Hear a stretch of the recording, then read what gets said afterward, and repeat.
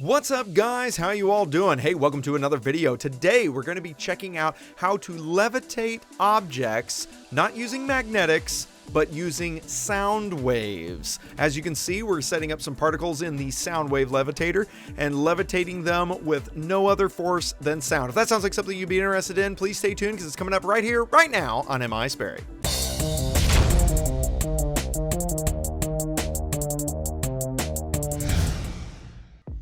What's up guys? Alright, so as the intro said, we're going to be checking out the acoustic levitation kit that's done by MakerFabs. So this is what the kit basically comes in. I have not opened it yet, so you get to see start to finish what it's going to be like. So we're going to take and go ahead and get into this.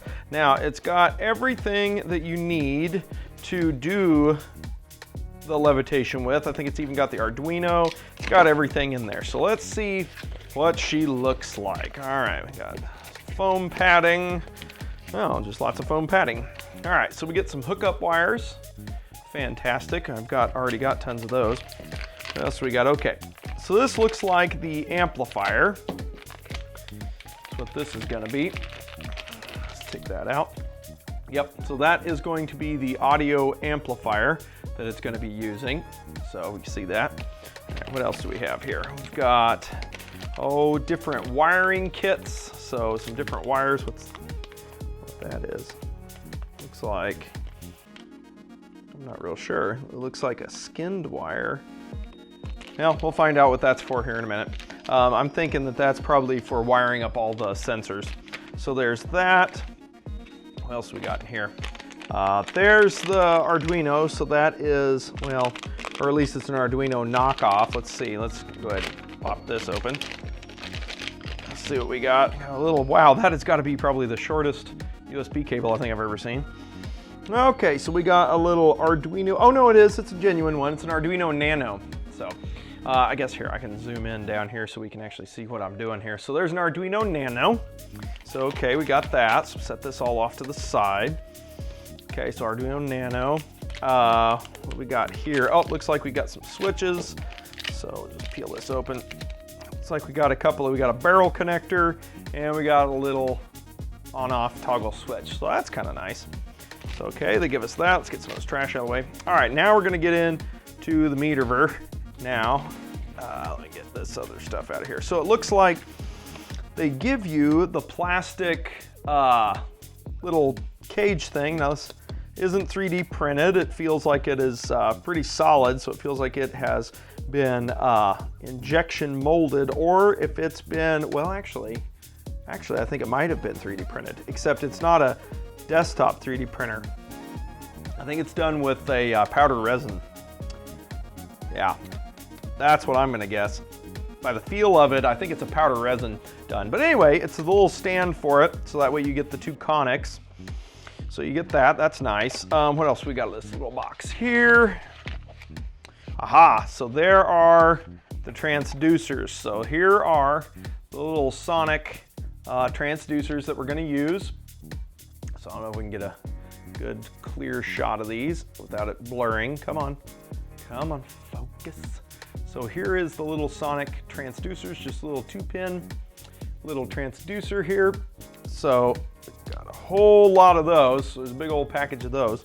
Let's see what this other one is. It might be just more of them.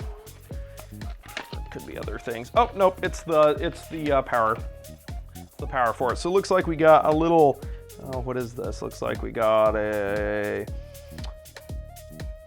takes 100 to 240, that's fine. 9 volt, 1 amp. So 9 volt, 1 amp, little power supply.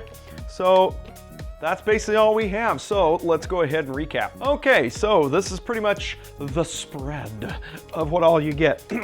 So you get all the little transducers. You get basically a powder resin printed little piece to hold it all. Arduino Nano, you get the audio amplifier for the audio signals, some switch, barrel connector, power adapter, and then a bunch of hookup wire for everything. So should be pretty good to go. So now we'll go ahead and work on assembling it. Okay guys, so first things first, we need to test out each and every one of the little transducers. So how to do this is you're gonna hook it up to a scope probe. You're gonna put one side of the scope probe on one pin, the other side on the other. And then what you're gonna do is you're gonna basically poke the sensor. You're gonna use a little piece of hookup wire, and then you just press on the middle of the sensor, and when you do that, it will actually generate a pulse. Now, depending on which way the pulse is, you want to mark which side it is. Now, yes, the bottom of these are marked from the manufacturer, but don't trust the manufacturer. I found tons of them that were not the correct polarity as indicated by the casing markings. So you need to go through each and every one. Yes, it is tedious, but it only takes about 15 minutes, 20 minutes or so, and you'll have them all figured out. But you just poke on that. Now, how to mark them, how to identify it, is when you're watching it on your scope, if it jumps up, then that means that that the positive side of the scope probe is where you want to make your mark. If it jumps down, then you want to mark it on the negative side of the probe. Here in this demonstration, it's jumping up, so I will mark the positive side of the probe. Alternatively, if you wanted to, they do offer, and I do have the link down in the description to the Instructable, they do have a program that you can write to your Arduino, and the Arduino will actually do it for you, and you can actually check it a little more clearly if you want to use the Arduino Nano that comes with it and flash some software to it and hook up a couple of pins. You can do it through that way. I chose to do the scopes way because I have a scope. So either case, that's what I did. So moving on. Now from there, once you get all of your sensors marked and you know what the polarity is of them, it's time to glue them on. I just used some regular old hot glue and basically hot glued each one on. Now, the way that they go, as you can see here, I've marked a little dot in the center. You want all of the positive ends, so basically all of your marked ends, to face towards the center or face towards that dot that's in the middle, okay? So that's the polarity that you want to keep them all. So you want them all the pins all the way around facing inward. All the markings to face inward is what you want to do. And just dab a little hot glue on it. I always put the hot glue on the edge of the little hole cut out because that way it doesn't coat your leads in hot glue and then you don't get a good solder joint. I do recommend afterwards checking to make sure that you didn't coat any leads in hot glue and make sure you scrape it off. It'll come off fairly easily, but just hot glue all of those down. Okay guys, once you get all of those hot glued in place, now it comes time to solder them. Now the easiest way to solder these guys is to make rings. That is what that little strip of skinned wire is. You're going to use basically each strand. It makes it real easy. It's a piece of stranded wire. You're going to use each strand and you're going to go around in a circle, okay? So you're going to start at one and you do them concentrically. You start with the innermost circle of pins and you go around, and then you go to the next one and you go around, and you basically make rings with it around the deal, and I will show you what that looks like right now.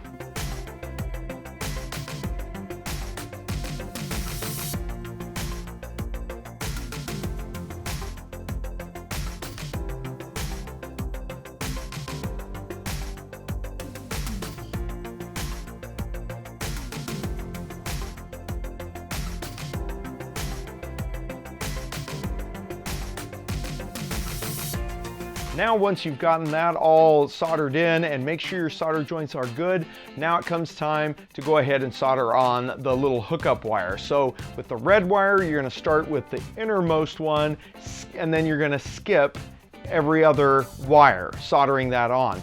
Then you're going to do the same thing with the black wire, or the negative. You're going to start with the second out from the center, and then you're going to skip every other one and solder it on, as you can see here. Now you will need to make sure and test it for any shorts, so that's what I'm doing right here. Okay, once you get all the rings soldered on, you get the lead wires soldered on, top and bottom, get all that put together, now it's time to begin the electronics. So what we're going to do with the electronics is we got to choose a case.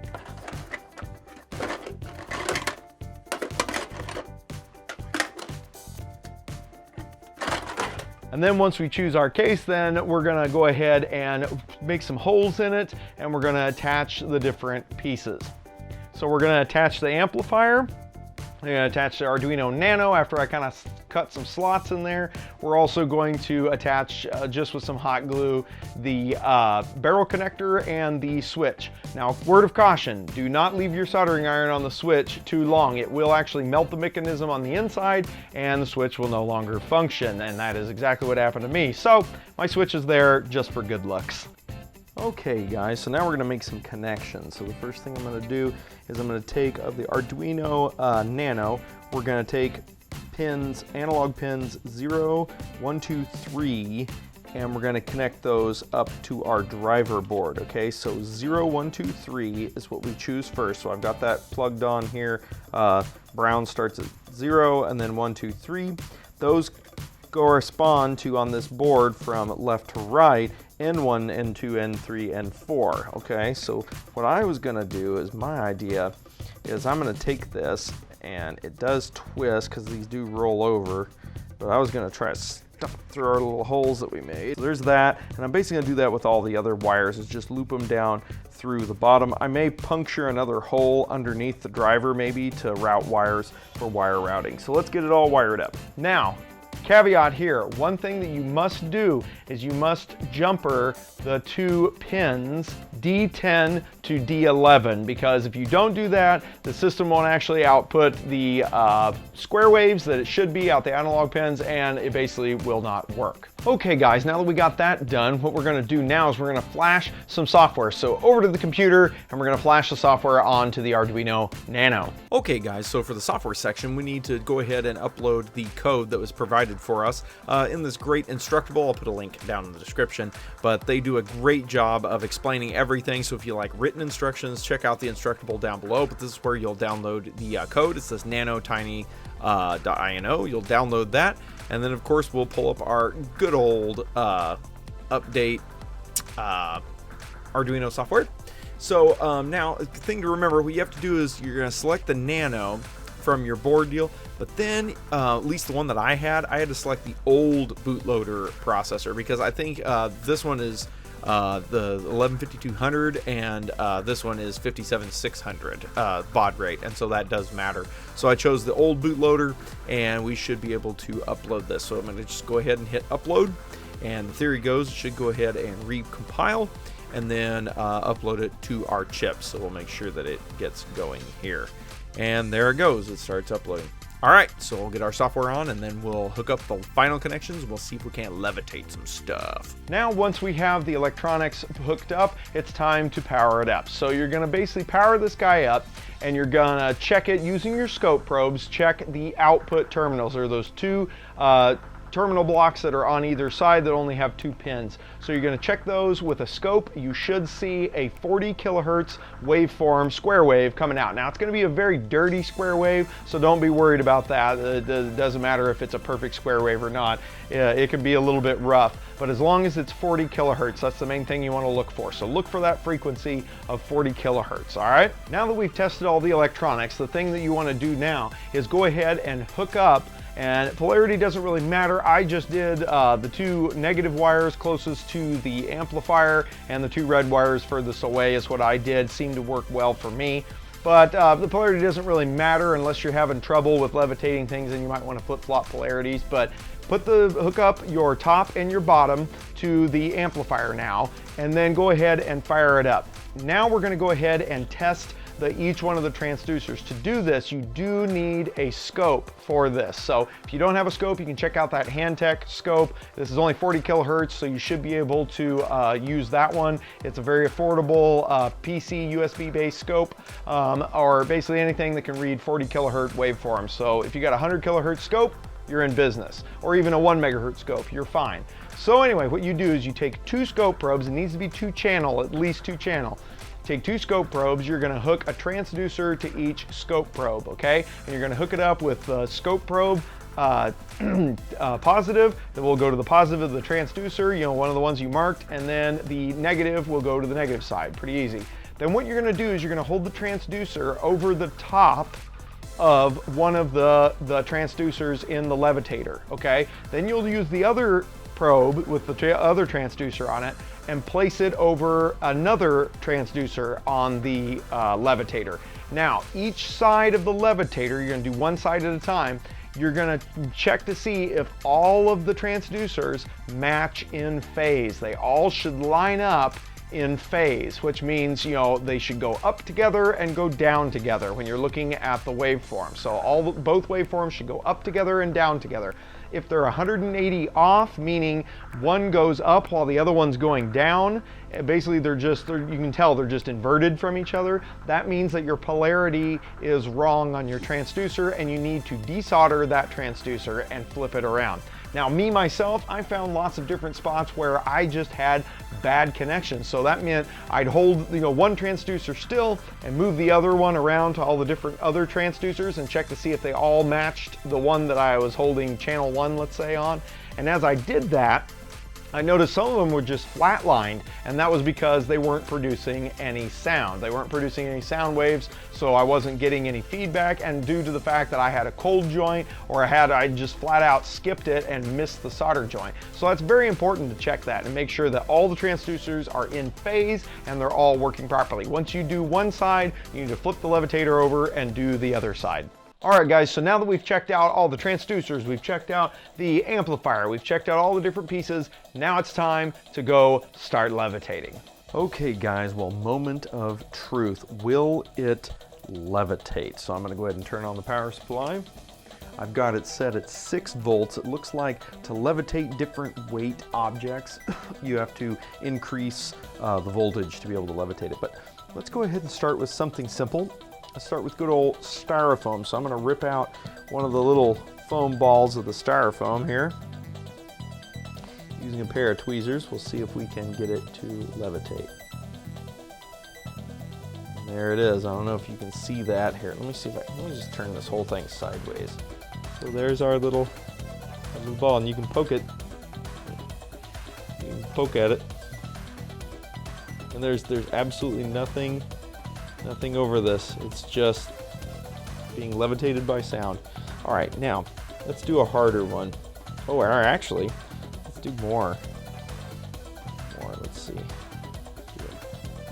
I can get a hold of it on the bench here. Oops. Oh, it's trying to be levitated. Oh, I lost it in the transducers.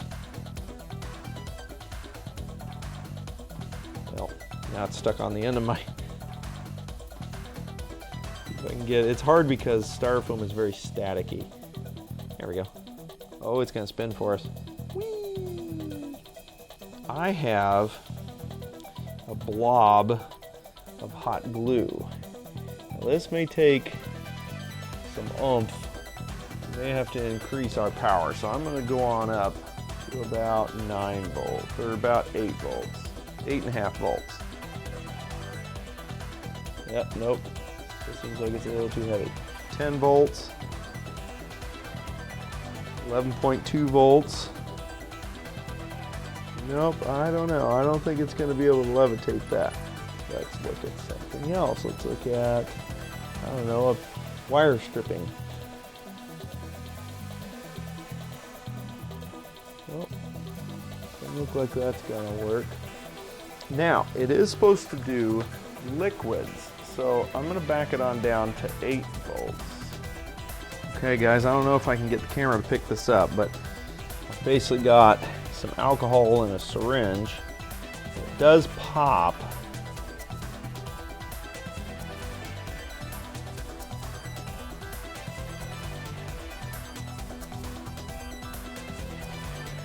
You can see that. There it is there. All right, guys, thanks a lot for watching the video. I know it went a little long, but I wanted to show you guys all the different pieces and parts of it because it actually is a really cool thing to play with. Who knew you could levitate things with sound? I'd seen it before in a lab, but I didn't know you could actually get your hands on it. So this is a fun little kit check out the link down below from MakerFabs. Order your kit, or you can get all the different pieces if you would like and put it together yourself. I don't know. They even have a bigger levitator that will do even bigger stuff. I haven't been able to get water to work. I think the levitator is just a little bit smaller, so I think you need the bigger transducers, but definitely give that a check and see what you think. Definitely subscribe to the channel so that way you don't miss any more of the awesome videos that I've got planned for you. Got some really cool stuff coming up, so definitely check out the Maker Mondays so you can get updates on things. Become a patron today, because I'm going to be producing more awesome videos for only my patrons. So lots of learning stuff, lots of electronics, and all kinds of cool knowledge that you can get from me without having to go to school for it, and you can get it right on Patreon for only $1. It's totally worth it. I would go check it out if I was you. All right, guys, thank you so much for all. Hit that like button. Make sure to check me out on all the different social medias. Links down in the description. And guys, with that, I ought to do it, and I will see you in the next video.